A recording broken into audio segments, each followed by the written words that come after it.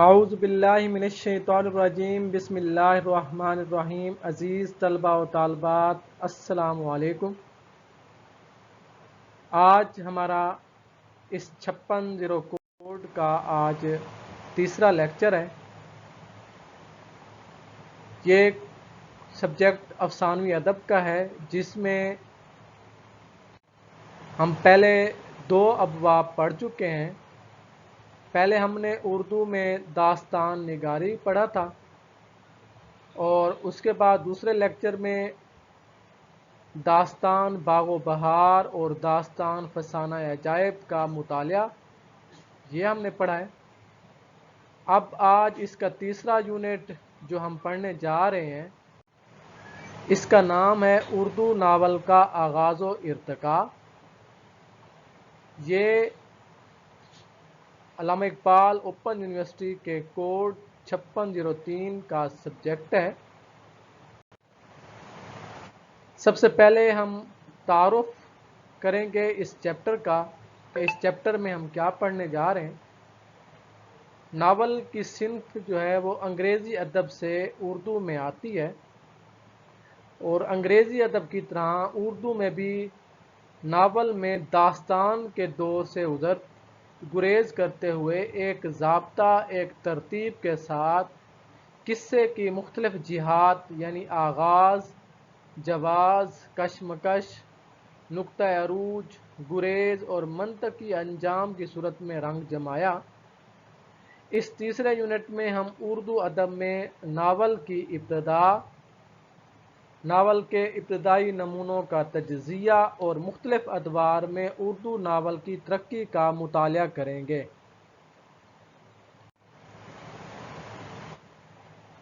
اس chapter کی out line یہ ہے کہ سب سے پہلے ہم اردو ناول کا آغاز کے بارے میں جانیں گے۔ دوسرے نمبر پر ہم اردو ناول کا ارتقاء پڑھیں گے کہ وقت کے ساتھ ساتھ اردو ناول کیسی شکل اختیار کرتا گیا، کون کون سے ناول لکھے گئے۔ تیسرے نمبر پہ ہم اردو ناول کا جو پہلا دور ہے اس کے بارے میں ڈسکس کریں گے۔ چوتھے نمبر پر اردو ناول کا جو دوسرا دور ہے اس کو ڈسکس کریں گے۔ پانچویں نمبر پر اردو ناول کے دوسرے دور کا مختصر تجزیہ کریں گے کہ وہاں کس طرح کے ناول لکھے گئے۔ چھٹے نمبر پر اردو ناول کا تیسرا دور، اس کے بارے میں جانیں گے۔ ساتویں نمبر پر اردو ناول کے تیسرے دور کا مختصر تجزیہ کریں گے، اور آٹھویں نمبر پر ہم جو کچھ ہم نے پڑھا ہے اس میں چند ایک سوالات میں آپ سے کروں گا خود آزمائی کے طور پر، اور آخر میں جو مجوزہ کتب ہوں گی مطالعے کے لیے، مزید مطالعے کے لیے، اس کے بارے میں آپ کو آگاہ کروں گا انشاءاللہ۔ دعا کریں کہ ہم جو پڑھنے جا رہے ہیں اللہ تعالی ہمیں اس کو صحیح طریقے سے پڑھانے کی اور اس کو صحیح طریقے سے سمجھنے کی توفیق عطا فرمائے۔ پہلا ہمارا ٹاپک ہے اردو ناول کا آغاز۔ اردو ناول اور اردو افسانہ یہ ایک کہانی ہوتی ہے، لیکن ناول جو ہوتی ہے یہ ایک بڑی کہانی ہوتی ہے۔ اس میں زندگی کے تمام جو معمولات ہوتے ہیں، تمام مشاہدات ہوتے ہیں، ان کی عکاسی کی جاتی ہے۔ لیکن اردو ناول افسانے میں اس کے برعکس جو ہے مختصر طور پر زندگی کے کسی ایک حصے کی بیان کی جاتی ہے، اس میں زندگی کے کسی ایک پہلو کا مطالعہ کیا جاتا ہے۔ اردو ناول کے بارے میں ہم پڑھیں گے۔ سب سے پہلے دیکھیں گے کہ ناول، اردو ناول سے پہلے جو ہے ناول کا آغاز کہاں سے ہوتا ہے۔ ناول اطالوی زبان کے لفظ ناویلا سے نکلا ہے، اور ناویلا کے معنی ہوتا ہے نیا۔ تو لغت کے اعتبار سے ناول کے معنی ہیں نادر اور نئی بات، لیکن صنف ادب میں اگر دیکھا جائے تو اس کی تعریف بنیادی زندگی کے حقائق بیان کرنا ہے۔ ناول کی اگر کچھ جامع تعریف بیان کی جائے تو وہ کچھ یوں ہو سکتی ہے کہ ناول ایک نثری قصہ ہے جس میں پوری ایک زندگی بیان کی جاتی ہے۔ یہ ایک شارٹ تعریف ہے ناول کی۔ اس کے علاوہ بھی بہت سی اس کی تعریفیں ہیں۔ رابنسن کروسو کے غیر فانی مصنف ڈینیل ڈینو نے اس فن کی بنیاد ڈالتے ہوئے دو چیزوں کا خاص طور سے لحاظ کیا ہے۔ ایک تو یہ کہ قصیدہ گو کو حقیقت نگار ہونا چاہیے، دوسرا یہ کہ اس سے کوئی نہ کوئی اخلاقی سبق دینا چاہیے، اس لیے کہ اگر قصہ حقیقت پر مبنی نہ ہوگا تو وہ جھوٹا ہوگا اور اپنی تصنیف کے ذریعے مصنف جھوٹ بولنے کا عادی ہو جائے گا۔ یعنی جو ہے اس میں جھوٹ نہیں ہونا چاہیے، ناول میں کہانی میں حقیقی زندگی کے بالکل قریب ہونا چاہیے۔ ایک انگریز مصنف سمولٹ ناول کے اس فن کو اپنے الفاظ میں کچھ یوں بیان کرتے ہیں: ناول ایک پھیلی ہوئی بڑی تصویر ہے جس میں ایک مقررہ پلاٹ کو واضح کرنے کے لیے زندگی کے کردار مختلف جماعتوں کے ساتھ رکھ کر مختلف پہلوؤں سے دیکھے جاتے ہیں۔ لیکن یہ تعریف بھی ناکافی ہے، اس لیے کہ اس میں سارا زور وہ پلاٹ پر دیا گیا ہے۔ یہ کردار کو واضح کرنے کے لیے پلاٹ نہیں بناتے ہیں بلکہ پلاٹ کو واضح کرنے کے لیے کردار۔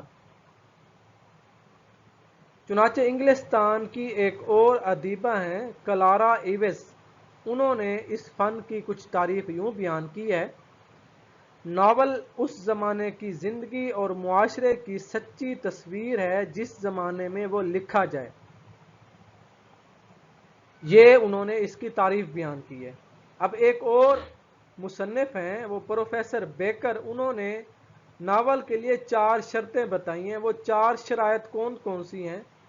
انہوں نے یہ کہا ہے کہ ناول میں قصہ ہو یعنی کہانی ہو، دوسرا نمبر پر وہ نثر میں ہو، تیسرے نمبر پر اس میں زندگی کی تصویر ہو،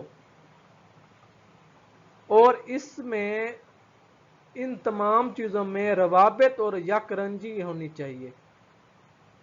یہ انہوں نے اس ناول کی 4 شرائط بتائی ہیں۔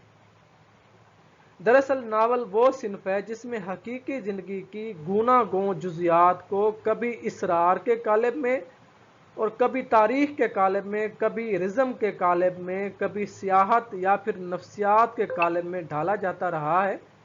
لیکن ان تمام شکلوں میں جو چیزیں مشترک تھیں وہ کون کون سی تھیں؟ وہ ناول کے اہم اجزاء تھے۔ جب بھی ناول لکھا گیا ان میں کچھ چیزیں مشترک تھیں جو کہ ناول کے اہم اجزاء قرار دیے جاتے ہیں۔ ناول کے عام طور پر 6 اجزاء بیان کیے جاتے ہیں۔ نمبر 1 کہانی، نمبر 2 پلاٹ، نمبر 3 کردار، نمبر 4 انداز نظر، نمبر 5 زبان و بیاں، اور نمبر 6 منظر نگاری۔ یہ اس کے 6 اہم ترین اجزاء ہیں۔ ناول تمام ادبی صنفوں میں وہ تازہ ترین صنف ہے، اگرچہ جو ہے قدیم دور میں بھی اس کی مثال موجود ہے، اور قرون وسطیٰ تک جو ہے اس نے اپنے آپ کو مستحکم اور منفرد انداز میں قائم کرنے کا انتظام نہیں کیا۔ ناول مغربی اثر کے ساتھ اردو میں آیا، یعنی انگریزی میں جو ہے یہ پہلے اس کی ابتدا ہوتی ہے ناول کی، اور اس کے بعد پھر اردو میں یہ ناول آغاز ہوتا ہے۔ اردو میں ناول کی صنف انگریزی ادب سے آئی ہے، اسی لیے اردو ناول کے آغاز کا مطالعہ کرتے ہوئے اگر ناول کے آغاز کی طرف دھیان ضرور جاتا ہے۔ ان دونوں زبانوں میں ناول کے آغاز کے درمیان 129 برس کا فاصلہ حائل ہوتا ہے۔ انگریزی ادب میں سیمیوکسل رجسٹرن کا پامیلا آروو چوڈ ایوارڈ 1740 میں منظر عام پر آیا، اور اس طرح گویا انگریزی میں قصہ کہانی نے ناول کا روپ اختیار کر لیا۔ یہ چونکہ ناول کا ابتدائی زمانہ ہے اس لیے اس میں وہ صفات و لوازم کامل صورت میں موجود نہیں ہیں۔ اس کے باوجود انگریزی ادب میں لفظ ناول سب سے پہلے اسی کے لیے استعمال ہوا ہے۔ رچرڈسن ہی کے معاصر جو ہیں ایک اور مصنف ہیں ہنری فیلڈنگ، ان کا ایک ناول ہے جوزف اینڈیوز جو کہ 1742 میں منظر عام پر آیا، اور ہنری فیلڈنگ کے اس ناول کو انگریزی ناول نگاری کے فن کی پہلی مثال قرار دیا جاتا ہے، اور ہنری فیلڈنگ کو بابائے ناول نگاری بھی کہا جاتا ہے کیونکہ پہلا باقاعدہ ناول جو ہے وہ ہنری فیلڈنگ کا ہی قرار دیا جاتا ہے، جوزف اینڈیوز، اور اس اعزاز کی وجہ ان کا ناول ٹام جونز ہے۔ اس ناول کو انگریزی ناول نگاری کا پہلا عظیم اور مکمل نمونہ قرار دیا جاتا ہے۔ موجودہ ناول نگاری کا کوئی شعبہ ایسا نہیں جس کی بنیاد اس ناول سے نہ پڑتی ہو۔ یہ تو انگریزی ناول کے آغاز کا قصہ ہوا ہے، اور اب اگر اردو ناول کے آغاز کی طرف آئیں تو یہاں بھی بات قصہ کہانی سے ناول تک کے سفر کی ہے، اور اس سفر کی پہلی جو ہے مضبوط ترین کڑی، پہلا مضبوط ناول ڈپٹی نذیر احمد کا ناول میرات العروس ہے جو کہ 1869 میں شائع ہوتا ہے۔ اردو ناول کا آغاز ڈپٹی نذیر احمد کے ان قصوں سے ہوتا ہے جن کو ناول کی ابتدائی صورت قرار دیا جاتا ہے۔ ان قصوں میں وہ فنی لوازم تو دکھائی نہیں دیتے جو کہ انگریزی ناول کے مثالیے سے سامنے آتے ہیں، اس لیے ان قصوں کو بعض اوقات مکمل ناول قرار دینے سے احتراز کیا جاتا ہے، کیونکہ جو ناول کی جو تمام خصوصیات تھیں وہ اس میں شامل نہیں تھیں، اس لیے اس کو ایک مکمل ناول قرار نہیں دیا جاتا۔ لیکن چونکہ کسی بھی صنف ادب کا پہلا نمونہ اس کی کامل ترین تصویر نہیں ہوتا، اس لیے اردو میں ناول نگاری کی پہلی منزل ڈپٹی نذیر احمد کے قصے ہی بنتے ہیں، اور آگے پڑھنے سے ان قصوں کی تفصیل جو ہے وہ کچھ اس طریقے سے ہے کہ 1869 میں میرات العروس میں جو ہے یہ ناول ہوتا ہے، اور اس کے بعد دوسرا جو ناول ہے وہ میرات العروس کا ہی دوسرا حصہ ہے، وہ ہے بنات الناش، اور یہ 1872 میں شائع ہوتا ہے۔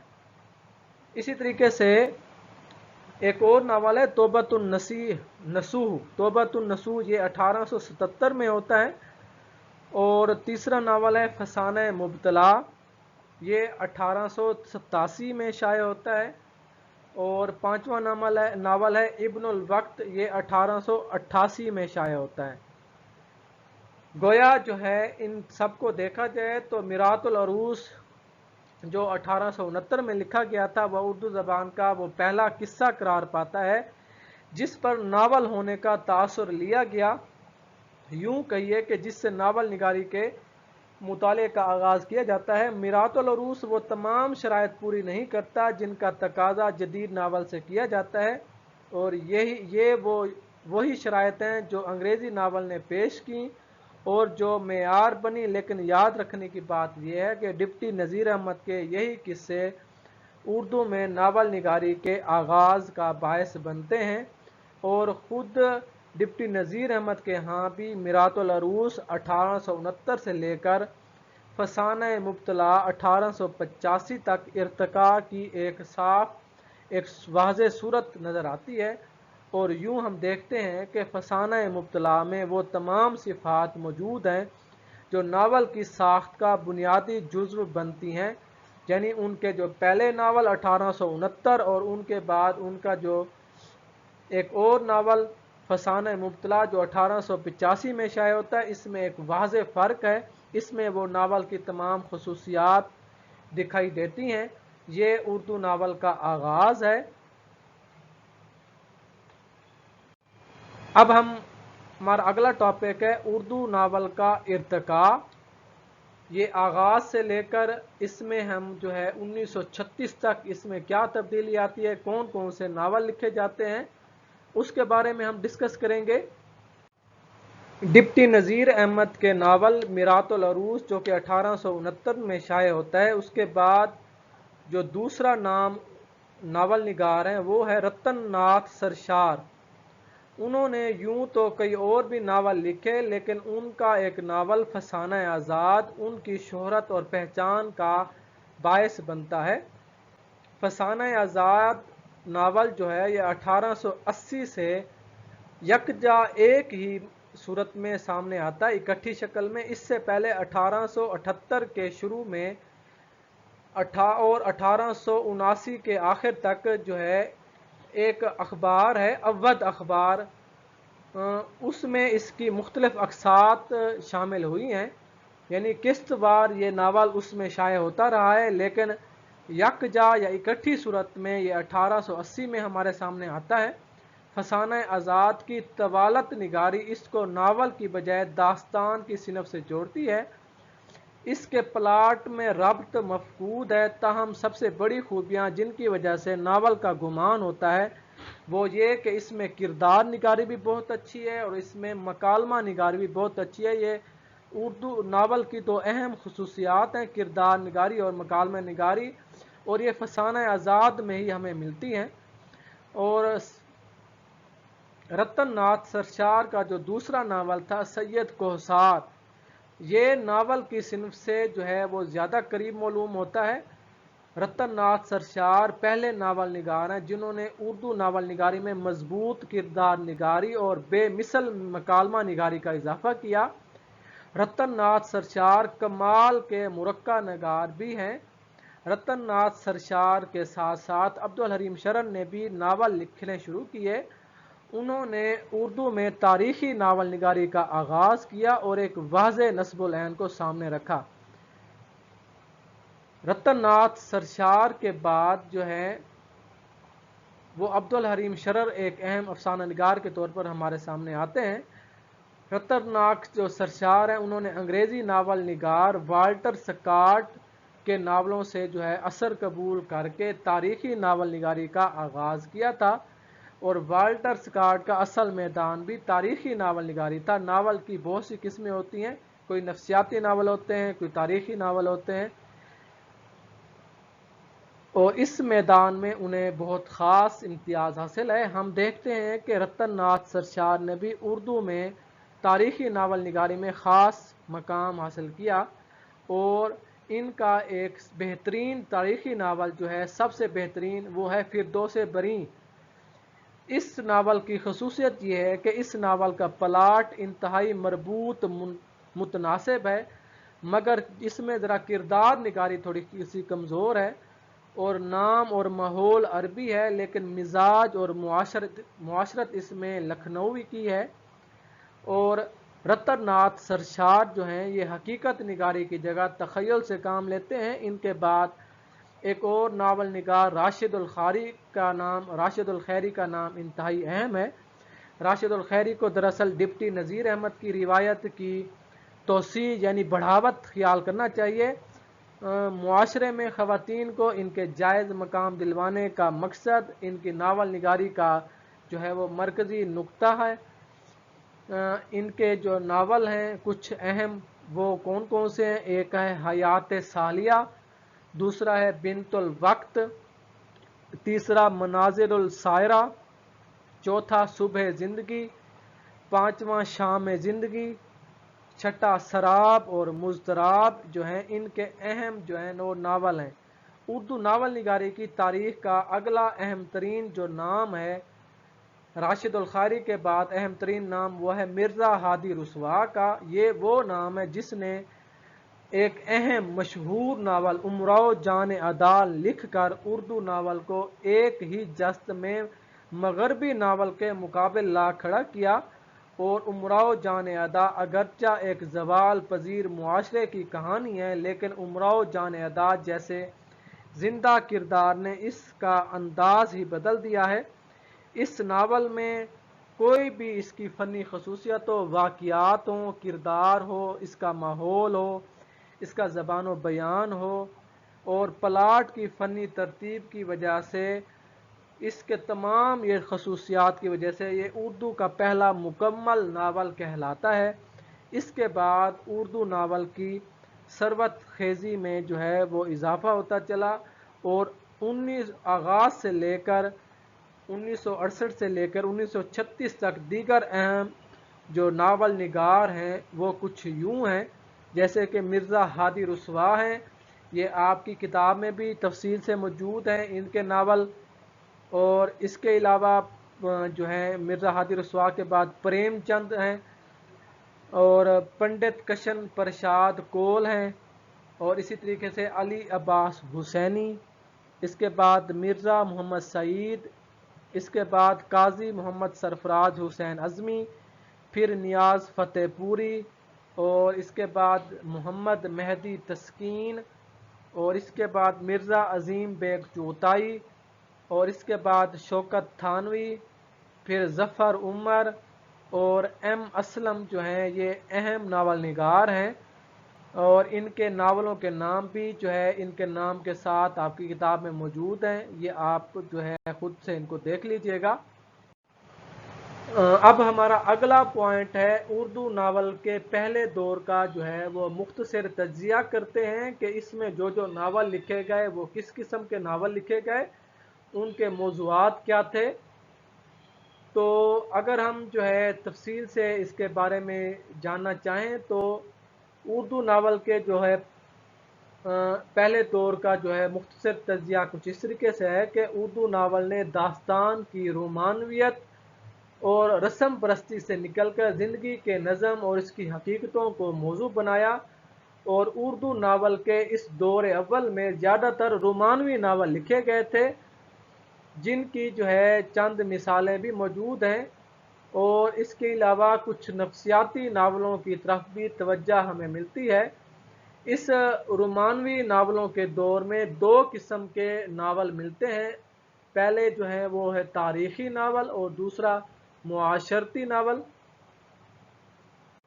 ناولوں کی کچھ اقسام ہم کچھ اس طریقے سے بنا سکتے ہیں کہ رومانوی ناول، نفسیاتی ناول، تاریخی ناول، معاشرتی ناول اور جاسوسی ناول، اس کے علاوہ بھی بہت سی اس کی اقسام ہم گنوا سکتے ہیں۔ تو تاریخی جو ناول نگاری میں جو سب سے اہم نام ہے وہ عبد الحلیم شرر کا ہے، اور ان کی تقلید میں جو ہے تاریخی ناول نگاری کرنے والے ایک اور ناول نگار ہیں محمد علی طیب، انہیں بھی خاص امتیاز حاصل ہے۔ اردو میں جو تاریخی ناول نگاروں کے ہاں ایک خامی عام اور عمومی طور پر جو مشترک رہی وہ یہ کہ تاریخی ترتیب، صحت واقعات اور ماخذ کی طرف کوئی توجہ نہیں دی جاتی، بس جو کچھ سنا اور جو کچھ اچھا لگا اپنے پہلے سے طے شدہ مقصد کی تحت جو ہے انہیں تاریخی قصے کی شکل میں ڈھال کر اپنے تاریخی ناول میں واقعات بیان میں داستان نگاری کی شکل میں انہیں بیان کر دیا جاتا ہے۔ اس میں کچھ جو ہے اس کے بارے میں کوئی مزید حقائق، مزید تحقیق نہیں کی جاتی کہ وہ اس تاریخ کس طریقے سے ہے۔ پھر یہ کہ عمومی طور پر یہ تاریخی ناول اپنے عہد، معاشرے اور ثقافت پر کوئی خاص روشنی نہیں ڈالتے، بلکہ بعض ناولوں میں تو کردار جو ہیں وہ عربی اور ترکی ہیں، اور ان میں جو معاشرت دکھائی گئی ہے وہ ہندوستانی دکھائی گئی ہے، یعنی جو ناول جس دور کا لکھا جانا چاہیے، جو کردار اس میں ہونے چاہیے، وہ اسی دور کی جو ہے وہ معاشرت ہمارے سامنے ہونی چاہیے، اسی دور کی عکاسی کرنی چاہیے، جس دور کی کہانی ہوگی اسی طرح کے کردار اس میں ہونے چاہیے۔ ہاں البتہ تاریخی ناولوں نے ایک بڑی خدمت کی، اور وہ یہ کہ ان میں اردو انشاء کے اچھے نمونے بکثرت مل جاتے ہیں، اور اسی دور کے معاشرتی ناولوں نے بھی اگرچہ معاشرے کے کسی نہ کسی پہلو کی نشاندہی کی کوشش کی ہے، لیکن موضوع وہی انہوں نے عشق، پہلی نظر کا عشق، پاکیزہ محبت، مثالی عاشق اور بے مثل محبوبہ، اس طرح کے موضوعات انہوں نے اس میں اپنائے ہیں، اور پھر معاشرت کی اچھی تصویریں بھی موجود ہیں۔ رتن ناتھ سرشار نے جہاں لکھنؤ کی شہری زندگی کے بعض پہلوؤں کو ہمارے سامنے زندہ لا کھڑا کیا ہے، تو دوسری طرف پریم چند نے دیہی زندگی کے ہر پہلو کا احاطہ کرنے کی کامیاب کوشش کی ہے۔ ایک اچھی بات یہ کہ اس دور میں پریم چند اور مرزا رسوا نے نفسیاتی ناول کی طرف بھی بڑی کامیاب توجہ دی ہے، لیکن پریم چند کے ہاں ایسے ہوا کہ ان کا خاص زاویہ نگاہ جو ہے انہیں ہر حال میں عزیز رہتی بالآخر چھا کر رہتا اور اس سے ناول کا حسن اور سادگی غارت ہو کر رہ جاتی۔ مرزا رسوا کی بات دوسری ہے، وہ انسانی فطرت کی بے ساختگی اور اس کے تحیر کے ساتھ ساتھ چلتے ہیں اور کہیں بھی اس کی لگام اپنے ہاتھ میں لینے کی کوشش نہیں کرتے۔ ناول نگار مرزا رسوا اپنے ناول کے فن کی جو ہے تمام جہات پر بڑے ریاضیاتی انداز سے محنت کرتے ہیں اور پھر وہ قدرتی ظرافت جو ان کے ہاں پائی جاتی ہے وہ بڑے خاصے کی چیز ہے اور ان کے بیان کو ایک خاص امتیاز عطا کرتی ہے۔ امراؤ جان ادا اردو کا ایک شاہکار اور مرزا رسوا کا نمائندہ ناول ہے۔ مجموعی طور پر جو ہے اعلیٰ درجے کی کردار نگاری، بے ساختہ مکالمے، واقعات نگاری کے نت نئے اسلوب اور امر واقعہ اور رومان کی ہم آہنگی اور فن ناول نگاری کی طرف بڑی محتاط توجہ اس دور کی اہم خصوصیات ہیں۔ دلچسپ بات یہ ہے کہ اردو ناول کے اس پہلے دور میں جاسوسی ناول نگاری کا آغاز ہو گیا اور ظفر عمر اردو میں پہلی بار جاسوسی ناول انہوں نے پیش کیے۔ دوسرے یہ کہ سجاد حسین نے اردو میں مزاحیہ ناول نگاری کا آغاز کیا اور انہی کی راہ پر چل کر عظیم بیگ چغتائی اور شوکت تھانوی کے نام بھی ہمارے سامنے آتے ہیں۔ عبدالحلیم شرر نے تاریخی ناولوں کے ذریعے مسلمانوں کو جگانے کی کوشش کی، جبکہ علامہ راشد الخیری بھی جو ہے وہ معاشرے کی اصلاح پر زور دیتے رہے ہیں اور مرزا ہادی رسوا کا جو ناول تھا امراؤ جان ادا، اس کو اردو ادب کا پہلا مکمل ناول کہا جاتا ہے جس میں مربوط پلاٹ کے ساتھ ساتھ انسان کی داخلیت اور نفسیاتی پرتوں کو بھی بیان کیا ہے۔ مرزا ہادی رسوا کے بعد پریم چند کا نام بڑا مضبوط ہے۔ انہوں نے پریم چند نے کل 13 ناول لکھے جن میں جو ہے بیوہ، بازار حسن اور میدان عمل، یہ 3 ناول جو زیادہ مشہور ہوئے۔ پریم چند کے ہاں بھی جو ہے وہ مقصدیت بنیادی حیثیت رکھتی ہے اور ان کے ہاں جنسی موضوعات کے ساتھ ساتھ ترقی پسند سوچ اور انقلاب کے موضوعات بھی ملتے ہیں۔ عزیز طلباء و طالبات، اس لیکچر کے دوران اگر آپ کے کوئی سوالات ہوں تو آپ ان کو نوٹ کرتے رہیں۔ لیکچر کے اختتام پر انشاءاللہ اس کے تفصیلی جوابات ہم دیں گے۔ اب ہمارا اگلا پوائنٹ ہے اردو ناول کا دوسرا دور، اور یہ اردو ناول کا دوسرا دور 1936 سے لے کر پاکستان بننے تک یعنی قیام پاکستان تک رہتا ہے، اور اس دور میں جو ہے ترقی پسند تحریک ہمارے سامنے آتی ہے اور اس تحریک کے زیر اثر جو ناول لکھے گئے ان کے اندر کیا خصوصیات تھیں، کیا تبدیلیاں تھیں۔ تو سن اور سال کی تقسیم کسی ادبی صنف کے ارتقاء پر اس طور پر اثر انداز تو نہیں ہوتی کہ کسی ایک سال کی حد بندی کر کے بتا دیا جائے کہ اس سے پہلے یہ صنف اس طرح تھی اور بعد میں اس طرح ہو گئی۔ جو ارتقاء ہوتا ہے یہ ایک حیاتیاتی عمل ہوتا ہے، آہستہ آہستہ ہوتا ہے اور بڑے ہی غیر محسوس طریقے سے تبدیلی ہوتی رہتی ہے اور یہ تبدیلی اپنا سفر جاری رکھتی ہے۔ لیکن اگر اردو کی اصناف کے جو ہم تاریخی مطالعہ کریں تو سن اور سال کی حد بندی ہمارے لیے اس لیے مفید رہتی ہے کہ اس طرح ہم خود اپنے جائزے کو منظم اور مربوط کر سکتے ہیں، ہم سمجھ سکتے ہیں، اپنی آسانی کے لیے ہم ان کو مختلف ادوار میں تقسیم کر دیتے ہیں۔ 1936 میں ایک خاص سیاسی، معاشی اور سماجی زاویہ نگاہ کے پرچار کے لیے ترقی پسند تحریک کا آغاز ہوتا ہے اور دیگر اصناف کے ساتھ ساتھ اردو ناول بھی اس دور کی ایک مقبول عام صنف ادب ہے اور مختصر افسانہ اور اس میں در آنے والے موضوعات اور نو دریافت حدود نے بھی اس دور کے اردو ناول پر بڑا اثر ڈالا۔ اس بحث سے بچتے ہوئے کہ اگر ترقی پسند ادب یا ناول وجود رکھتا ہے تو پھر منطقی طور پر غیر ترقی پسند ادب یا ناول بھی موجود ہوگا، ہم صرف یہ دیکھیں گے کہ اردو ادب کی اس معروف اور ہنگامہ خیز ادبی تحریک کے زیر اثر کیسے ناول لکھے گئے۔ اور اس تحریک کے ساتھ متوازی طور پر کیسا ادب اور ناول پرورش پاتا رہا ہے۔ تاہم جو ہے ناول میں ترقی پسندی کے نئے رجحانات کے احوال سے مختصر واقفیت حاصل کرنے کے لیے جو ہے آپ جو ہے ڈاکٹر سہیل بخاری کی کتاب ناول نگاری کے عنوان نئے رجحان پر ایک نظر ڈال لیجئے۔ تو ترقی پسند زیر اثر جو کہ ناول نگار ہیں، ترقی پسند تحریک تھی، یہ 1936 میں اس کا آغاز ہوتا ہے۔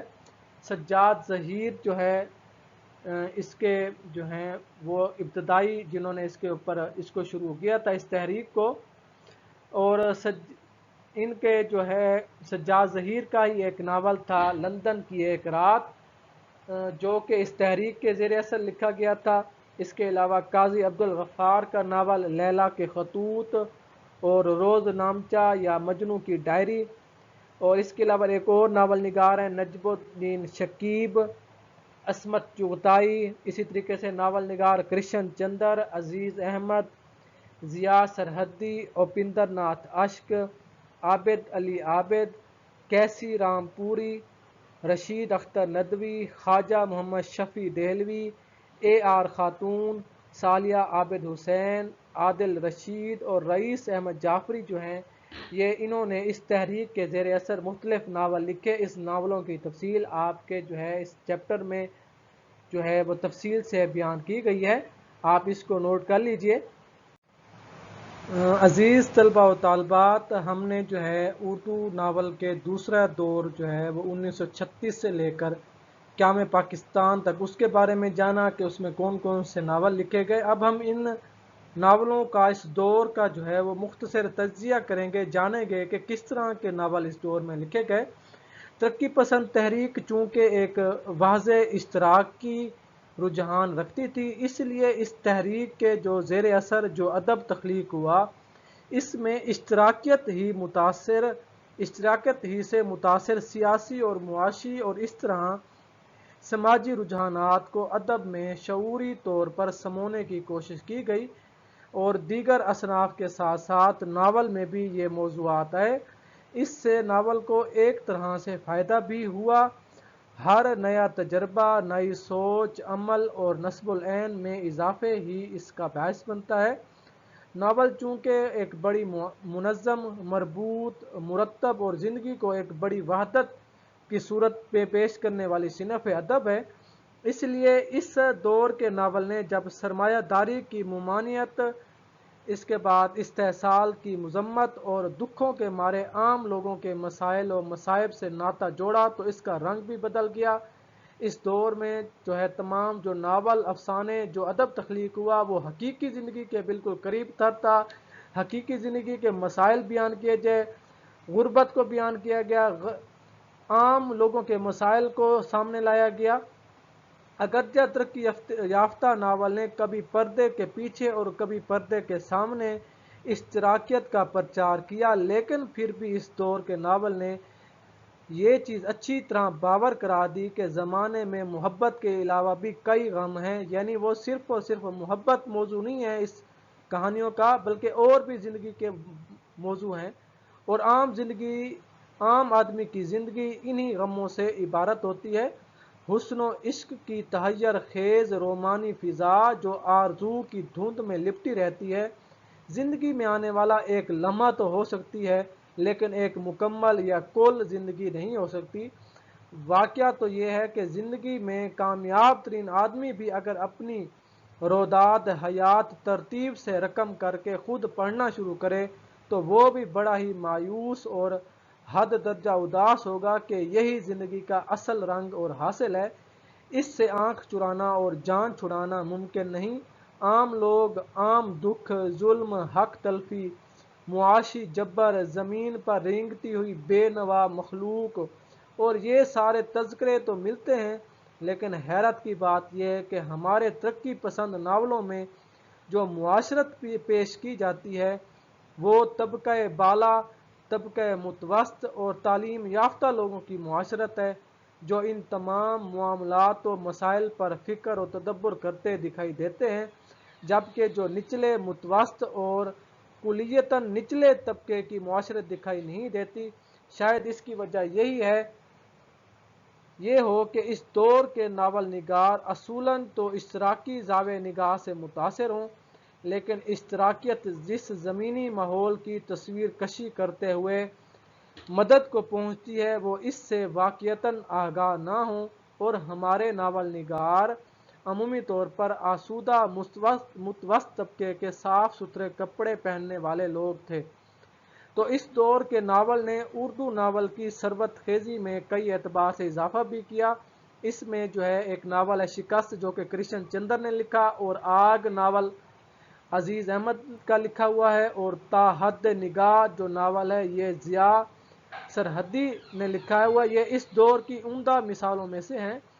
और तवाइफ जो है वो अगरचा उर्दू नावल में पहले भी एक मौजू और मसले के तौर पर शामिल हो चुकी थी, लेकिन काजी अब्दुल गफ़ार के लैला के खतूत जो है ये भी नावल हैं। इसमें भी तवाइफ के उन्वान को एक बिल्कुल ही नया और माजी के मुकाबले में तवाना रंग दिया है। और इसके अलावा नफ्सियाती नावल का चलन, यूं कह लें कि नावल निगारी में बड़े एहतमाम के साथ तहलील नफ्सी और बाज़ मकामात पर फ्राइड के तस्वुरात से असर पजीरी साफ दिखाई देती है। शबनम जो है अजीज़ अहमद का नावल है, और टेढ़ी लकीर असमत चुगताई का नावल है, और ताहद निगाह ये ज़िया सरहदी का नावल है। ये तमाम जो है इस ज़िमन में कामयाब मिसालें पेश की जाती हैं इन नावलों की। इसी दौर में जो है तरक्की पसंद तहरीक के हंगामा खेज रुझानात के मुतवाज़ी नावल निगारी भी हो रही थी। इनमें तारीखी नावल निगारी का कभी बड़ा मजबूत रुझान वाज़े है। अगर यूं कहा जाए कि इस दौर को सबसे ज़्यादा तारीखी नावल निगार मुयस्सर आए तो बेजा ना होगा। इसमें रशीद अख्तर नदवी, कैसी रामपुरी और रईस अहमद जाफरी नुमायां तर नावल निगार हैं। लेकिन कमाल की बात यह है कि तमाम तारीखी नावलों में वो तमाम तर खामियां मौजूद हैं जो किसी तारीखी नावल में कियास की जा सकती हैं। फिर भी ये तारीखी नावल आम लोगों में बेहद मकबूल रहे, और इस दौर में मुआशरती और इस्लाही नावल भी लिखे जाते रहे। इसके लिए जो है ख्वाजा मोहम्मद शफ़ी, सालिया आबिद हुसैन, AR खातून, औपिंदर नाथ अश्क और इन्हीं के साथ कैसी रामपुरी, आदिल रशीद और रशीद अख्तर नदवी ये मुआशरती और इस्लाही नावल निगारी करने वाले नुमायां नावल निगार हैं। तरक्की पसंद तहरीक के जो अदीबों ने मार्क्सिज्म और मौजूदा साइंस और समाजी अलूम की रोशनी में अपना इजहार ख्याल किया, और इन अदीबों इन लोगों का मकसद समाजी इस्लाह था, और इस काम को इन लोगों ने एक जज्बा उम्मीद और प्रोग्राम के तहत बखूबी अंजाम दिया। इसका प्रचार उन लोगों ने उर्दू अदब में अफसाना लिख कर किया। यही वजह है कि शुरू ही से तरक्की पसंद तहरीक का रवैया ज़िंदगी के बारे में सदाकत पर मबनी था। सज्जाद ज़हीर, कृष्ण चंद्र, असमत चुगताई, अजीज़ अहमद जो हैं वो इस ज़माना के नावल निगार थे। उन बुजुर्गों में सोचने समझने और इजहार ख्याल का अंदाज जुदागाना था।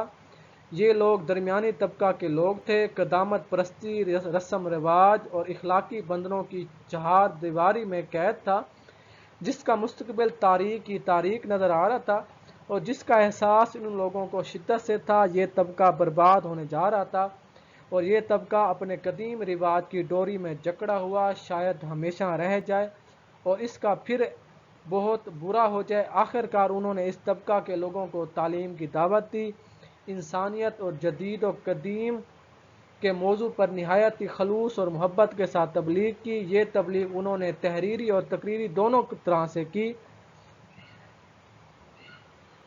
सज्जाद ज़हीर के नए नावल लंदन की एक रात में अपना दानिशवराना जज्बात और एहसासात और दाखिली इजहार ख्याल की तकनीक से तख्लीकी हुस्न को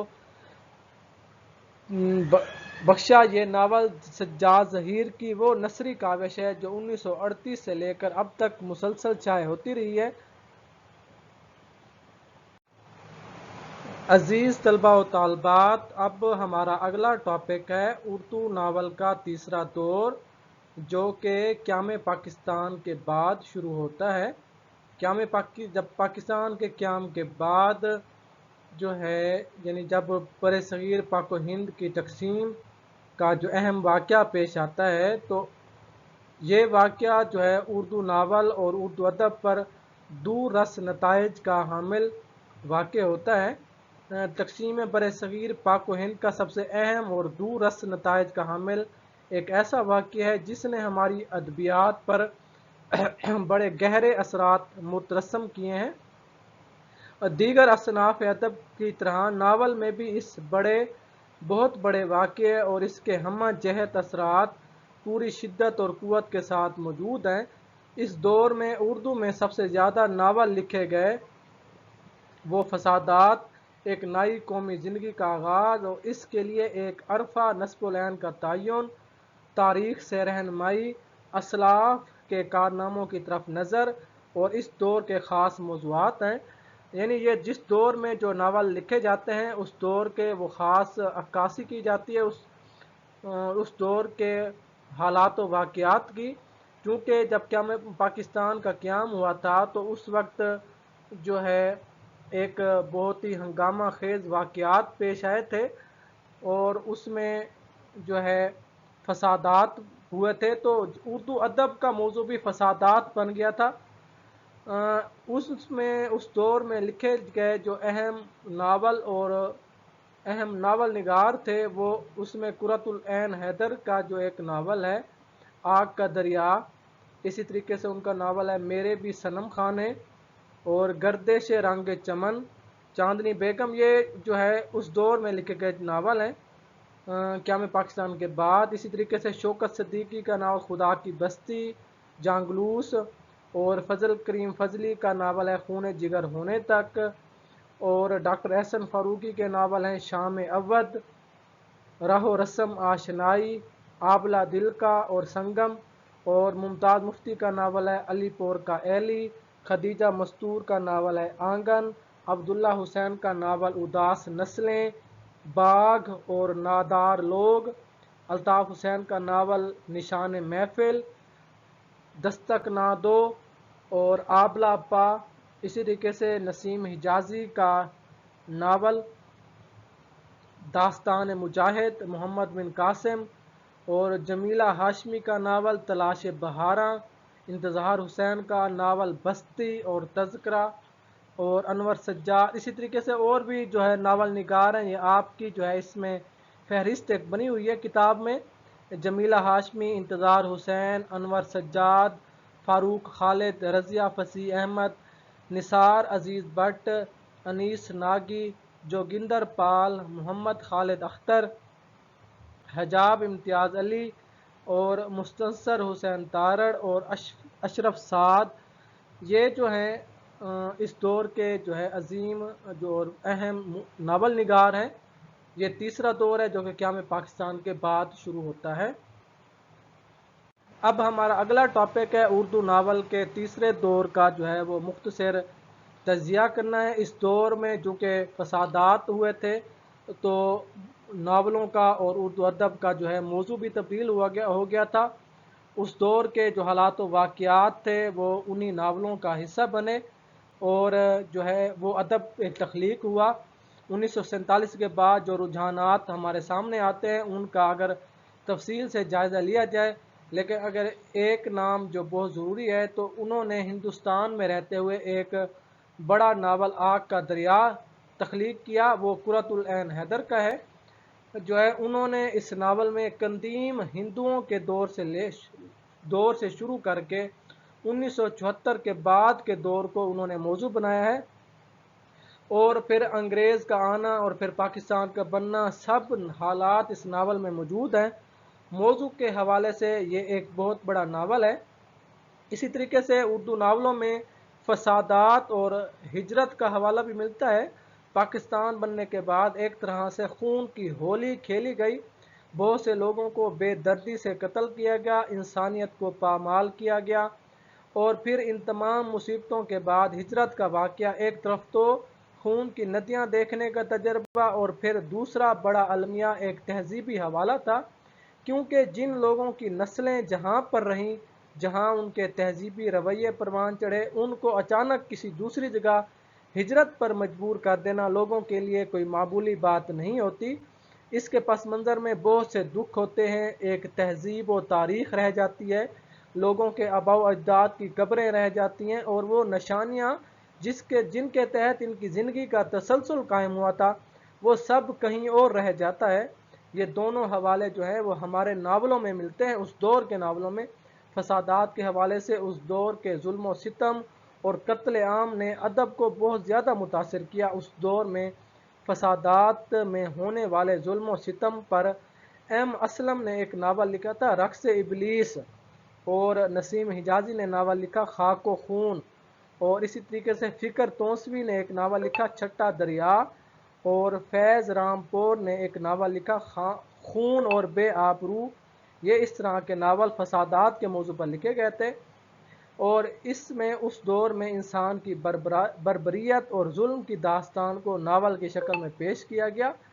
اس طرح اس دور میں فسادات کے حوالے سے اور بھی بہت سے ناول لکھے گئے جو ہنگامی نوعیت کے رہے، اور ہنگامی موضوعات میں فنی پختگی کم ہو جاتی ہے اور جذباتی پن زیادہ اور بصیرت کم نظر آتی ہے۔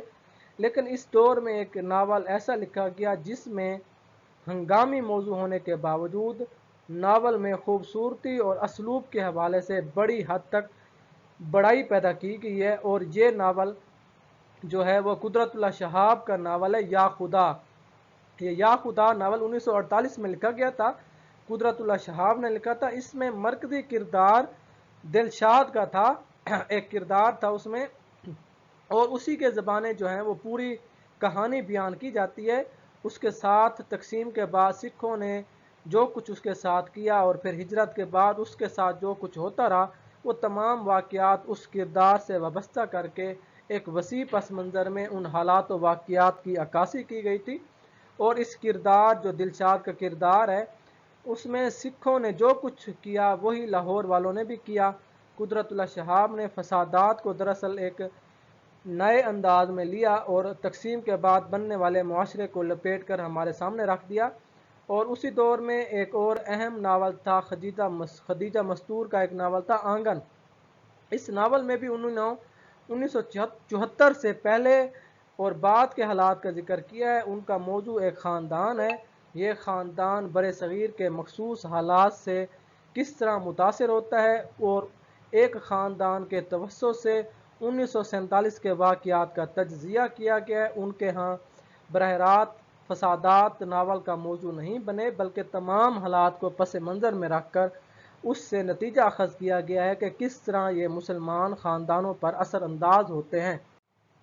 اردو ناول کے اس تیسرے دور میں جو ہے اردو ناول اپنے عناصر ترکیبی اور اپنے موضوعات کے اعتبار سے اپنے پہلے ادوار کے ناولوں پر ایک واضح فوقیت رکھتا ہے، اور اس دور کے ناول یہ امید پیدا کرتے ہیں کہ اردو ناول کا مستقبل نہایت روشن ہے۔ جیسا کہ میں پہلے بھی بتا چکا ہوں کہ قرۃ العین حیدر کا ناول آگ کا دریا وہ وقت کے موضوع پر ایک منفرد ناول ہے، اور اس تہذیبی اور ثقافتی ناول کو اپنی مخصوص نوعیت کے اعتبار سے بھی ایک امتیاز حاصل ہے۔ اس ناول کا یہ دور تاریخی ناولوں کا دور بھی کہا جا سکتا ہے، اور احسن فاروقی، نسیم حجازی، ایم اسلم، رشید اختر ندوی جو ہے، ایسے بہت سے نام ہیں جنہوں نے بہت سے ناول اس دور میں تخلیق کیے۔ دراصل جو ہے قیام پاکستان کے بعد جو ماحول بنا، اس میں پڑھنے والے ذہنی آسودگی اور توانائی حاصل کرنے کے لیے اپنی روشن تاریخ کے تابناک واقعات اور ماحول پر غلبہ پانے والے اسلاف کے کارناموں سے اعتماد اور قوت حیات حاصل کرنا چاہتے تھے۔ یہی وجہ ہے کہ تاریخی ناول فوراً مقبولیت حاصل کر لیتا، لیکن یہ تو قبول عام کی بات ہوئی۔ اگر فنی اعتبار سے صورتحال کچھ دیسی ہی رہی جیسے کہ پہلی ہی تھی، یعنی وہ تمام خامیاں جو ایک اچھے تاریخی ناول نگار میں ہونی چاہیے وہ ان سب ناولوں میں موجود تھیں۔ یہ جو ہے اس دور کے تیسرے دور کے مختصر ناولوں کا تجزیہ تھا، اور اس طرح جو ہے ہمارے جو ہے اس چیپٹر کا جو ہے اختتام ہوتا ہے۔ یہ ہمارا جو چیپٹر تھا یہ اردو ناول کے آغاز و ارتقاء پر مشتمل تھا۔ اردو ناول کے ہم نے جو ہے ادوار بنائے اور اس کو جو ہے ان کا مطالعہ کیا۔ اب یہ کچھ سوالات آپ کی اسکرین کے سامنے ہیں۔ اردو کے 2 نفسیاتی ناولوں کے نام لکھیے، اور دوسرا سوال ہے اردو میں جاسوسی ناول نگاری کا بانی کسے خیال کیا جاتا ہے، اور اردو ناول شبنم کے مصنف کا نام بتائیں، اور ایک ناول ہے لیلا کے خطوط جو کہ قاضی عبدالغفار نے لکھا تھا، اس کا موضوع کیا ہے، اور اردو ناول آگ کا دریا کا موضوع کیا تھا، اور اردو ناول خدا کی بستی کا مصنف کون ہے۔ یہ 6 سوالات ہیں، آپ نے کمنٹ باکس میں ان کے جوابات لکھنے ہیں، اور جو ہے اس کے بعد میں اگر آپ کے کوئی ذہن میں کوئی سوالات ہوں تو وہ بھی آپ نے کمنٹ باکس میں کرنے ہیں۔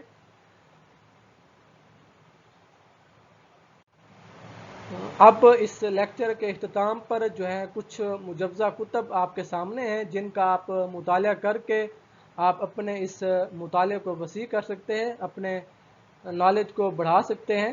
یہ کچھ کتابیں آپ کے سامنے ہیں۔ اردو ناول 20ویں صدی میں، اس کو ڈاکٹر عبدالسلام نے لکھی ہے، اور ناول کی تاریخ و تنقید یہ علی عباس حسینی نے لکھی ہے، اور اردو ناول کی تنقیدی تاریخ یہ ڈاکٹر محمد احسن فاروقی کی کتاب ہے، اور ایک اور کتاب ہے ناول کیا ہے، یہ بھی ڈاکٹر احسن فاروقی کی کتاب ہے، اور ایک کتاب ہے وقار عظیم کی داستان سے افسانے تک۔ اسی طریقے سے اردو ناول کے بدلتے تناظر یہ ڈاکٹر ممتاز احمد خان کی کتاب ہے، اور ایک اور کتاب داستان اور ناول تنقیدی مطالعہ یہ ڈاکٹر سلیم اختر کی کتاب ہے۔ ان کا اگر آپ مطالعہ کرنا چاہیں تو یہ کتابیں جو ہیں اردو کی ایک بڑی ویب سائٹ ریختہ.org پر موجود ہیں، آپ ان کا مزید مطالعہ کر سکتے ہیں اور اپنا نالج بڑھا سکتے ہیں۔ آپ سب احباب کا شکریہ جو کہ اس لیکچر کے اختتام تک جو ہے جڑے رہے، اس کے ساتھ اس کو سنتے رہے غور سے۔ اللہ تعالیٰ جو ہے ہم سب کو جو ہے ہم سب کے علم میں اضافہ فرمائے۔ شکریہ۔ اگر کوئی کمی کوتاہی ہو تو آپ مجھے اصلاح کر لیجئے گا، کمنٹ باکس میں مجھے بتا دیجئے گا انشاءاللہ، تاکہ آگے وہ کبھی وہ غلطی دہرائی نہ جا سکے۔ آپ سب کا شکریہ۔ تھینک یو سو مچ۔ اللہ حافظ۔